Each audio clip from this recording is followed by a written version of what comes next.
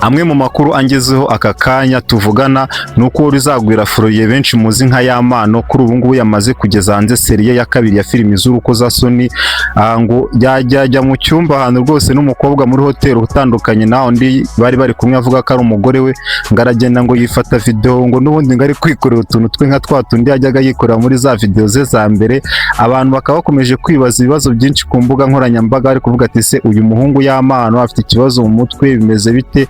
Bakaba ari kwibaza icyo leta y'u Rwanda izakora kugira ngo Yamano ajya akora ibintu biri mu muco nyarwanda, kuko mu muco nyarwanda ubu ntabwo tumenyereye ibintu nk'ibi ngibi bya filimi z'urukozasoni, ariko Yamano rwose akomeje gushaka kureka umuziki ahubwo akigira muri izi filimi.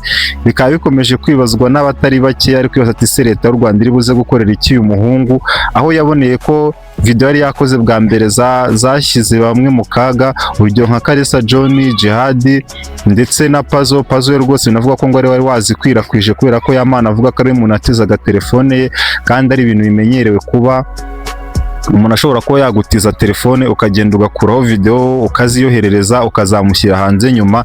None se ubu ngubu Yamano ari buze kubyegeka kuri nde ko nta Pazo bakibana kandi yari amaze no kubona ingaruka bizamugeraho?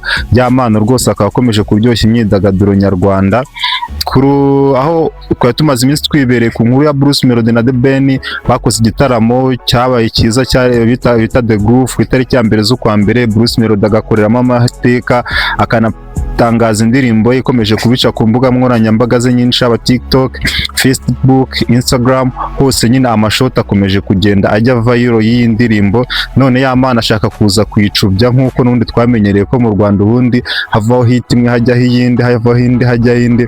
Ubu Yamano kuko ashaka kuza gucubya iyi ndirimbo, Yamano ntabwo wari buze kwimwemerera kuko ashobora guhita ashyirwa muri gereza, kuko ibintu nk'ibi ntabwo ari ibintu byiza. Urumva gufata abantu ukabafungisha igihe kingana gutya bifatwa nko gukinisha ubutegetsi cyangwa se leta, kubera ko urumva ntabwo leta yakifata ngo ihane abantu bajyanwe mu nkiko nurangiza wongere ugaragareho icyaha kimeze gutya. Ari ibintu bitari byiza cyane. Cyakora cyo wenda urukiko rushobora kuza gufata umwanzuro wo kurokura bari abantu bakurikiranwagaho ibyaha byo gukwirakwiza video za Yamano, ahubwo Yamano agashyirwa mu butegetsi.